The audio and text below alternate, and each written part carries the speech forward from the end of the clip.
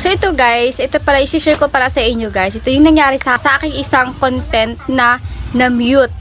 Ibig sabihin guys, ging-claim na to ng may-ari yung audio na yon. So nangyari guys, so gusto ko sanang gawin yung ginagawa ng ibang content creator na pinapalitan ng audio para hindi sayang yung views. Kaya lang nga guys, kasama ang palad, yung gustong-gusto kong gawin yun, palitan, cannot replace audio na siya. So kaya pag ganito na yung views na, ganito nakalaki na sa 426k na yung views na guys, wala na yan siya guys. So maglalagas na din kinikita ko din kung nandyan pa rin siya sa aking nakalagay sa aking mga content. So ang ginawa ko din guys, dinilit ko na lang. So anyway, nakakahinayang talaga yung ganyang views, pero ito talaga yung isa talaga masasabi ko sa inyo guys, napaka-importante na sariling audio na lang natin, kahit na kunti lang yung views, at least sarili natin, kasi balang araw hindi tayo magsisisi.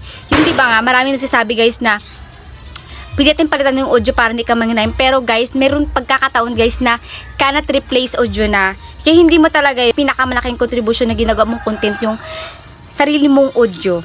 Yung hindi ka mo na makikigamit ng audio ng iba, kasi darating talaga guys yung araw guys na i-claim nila yan, kasi magkakaroon sila din ng, baka ma-mute din nila sa kinuwaan din nilang audio, kasi ginawa din nila sarili nilang audio. Tapos i-claim din yun ang pinagkuhaan nila. So, ganun yung mangyayari. Kaya ito, katulad sa akin, ganito yung nangyari, guys. So, wala, okay lang yan. Huwag na tayo manghinayang sa ganyang kalaking views. Doon na nangihinayang talaga ako, guys, kasi may kita rin talaga ako sana dyan. Medyo malaki-laki sana yan. Pero didelete ko na lang kasi nga, cannot replace audio na siya. So, wala na akong magagawa dyan. So, tayong mga sangay, guys, na gumagamit ng audio ng iba na matataas ng views, na nire-recommend nila sa atin at sinasabi nila sa atin na tayo, malaking tulong talaga to na ma-unlock natin yung ating 60k views. Totoo yan. Sa mga nagsisimula pa lang. So, alam ko marami. So, ako doon, guys, is kahit na na-unlock ko na aking 60k views, gumagamit pa rin ako ng audio na sikat na trending na. Kasi nga, nagpaparami talaga ng views. Kasi nga, ginagamit ko yun guys. Minsan kasi nga guys, nauubusan ako ng content at minsan nawawalan ako ng oras gumawa ng sarili kong audio. So, napakamali din yun. So, ito ay learn lesson sa akin. So, sana wag din to mangyari sa inyo. Sana habang maaga pa, mag-contribution tayo para sa sarili natin nun. Kaya lang, napakalaking impact nito guys pag ito ay ging-claim na ng may-ari.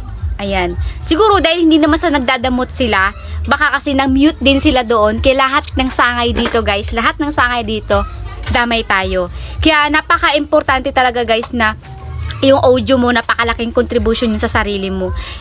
Talagang yun na lang yung gagamitin natin guys. Kawawa tayo, kawawa kayo, kawawa tayo. So, napaka-importante guys, kahit na kunting views lang at sarili mong gawa, sarili mong audio, sarili mong pin. Yun lang guys, share ko lang guys, napaka-importante na sarili nyong audio yung gagamitin nyo para balang araw walang pagsisisi.